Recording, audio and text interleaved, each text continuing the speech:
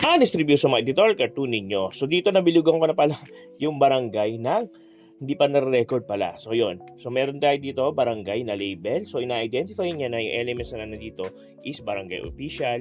And then syempre, in-identify niya rin dito na yung nasa bulsa ng barangay official is ayuda. Pero binubulsa lang, di ba? So may kwento na kaagad. And another element na nandito, makikita natin, symbolism natin for Filipino, si Juan de la Cruz. So okay yan. Nagamit naman ng maayos yung ating symbolism para sa mga mamayang Pilipino na si Juan de la Cruz. So napakita ba dito kung ano yung concept niya?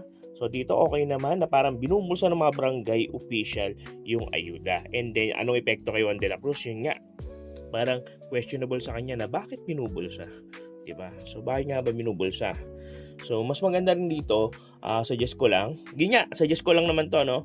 Dahil sa editorial cartoon naman wala naman talagang tama o mali, 'di ba? So depende yan sa opinion ng cartoonist kung anong gusto niya ipakita. Pero mas maganda nga, ito yung opinion ko, na mas maganda mapakita rin talaga kung ano yung epekto sa kanya nung pagbulsa ng barangay official ng ayuda, di ba? So mas maganda yung magiging kwento. Let's say may isang proyekto na parang dahil naibulsa or nahirapan siya. So makikita natin yung yung cause and effect doon. So mas maganda yung magiging execution ng cartoon. So pwede naman din yan. At least dito parang corruption din siya, pero yun nga hindi natin pinakita dito na yung buaya, di ba, symbolism. So pwede rin idagdag yung yung symbolism na yan para talaga makita ng mga judges na properly used, di ba, yung mga symbolism. So mas maganda kung ganun din. Pero dito naman sinasabi ko nga wala namang mali. Opinion mo naman to, 'di ba? So okay naman 'yan. And malinaw naman na yun nga, na-identify naman kaagad na barangay official, nagbubulsa ng mga ayuda, and then yun nga, medyo naguguluhan yung mga taong bayan. So okay naman 'yan. So bigyan natin ng score. Yan. Sige. Para sa concept, sa content, 'di ba? Bigyan natin ng bigyan natin ng 9/10. Kasi medyo parang may igaganda pa eh. So sa technical natin, maayos naman, di ba? Maayos naman, malinaw naman. Di ba, maganda ng facial expression. Yung mga details, okay naman. Shading, malinaw naman. May mga pa rin. May mga breathing space pa rin. Yan, mga breathing space na alam mong magli-lead doon.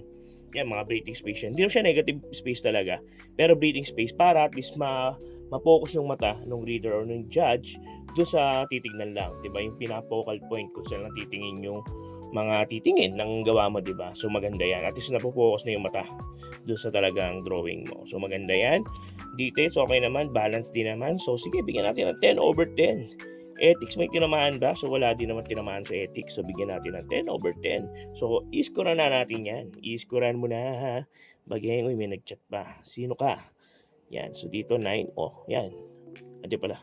10 pala. 10/10 yan. Ethics yan. So pindutin mo na yan, idol. So ayan, 94% panalo. 'Di ba? Panalo. Panalo naman talaga, 'di ba? Details, concept, maganda. So, yan. So natin dito, panalo ka, boy. Yan, panalo ka. Yan, panalo. So, yan. Practicing mo lang mabuti yung concept mo kung kaya mo pang mas maging matindi pa, 'di ba? Palabasin mo yung mas emosyon, yung cause and effect para mas maganda yung cartoon mo. Pero yan nga, panalo naman yan, 'di ba? And 'di ba? Pwede pang kapalan pa yung label kung gusto mo. So ayan, so sana nakatulong sa iyo itong review na to. And kung gusto mo sa aming mga editorial cartoon niyo sa mga next video, comment nyo rin sa baba para ma-review rin natin yan, okay? So see you on the next video and syempre, happy cartooning. Alright.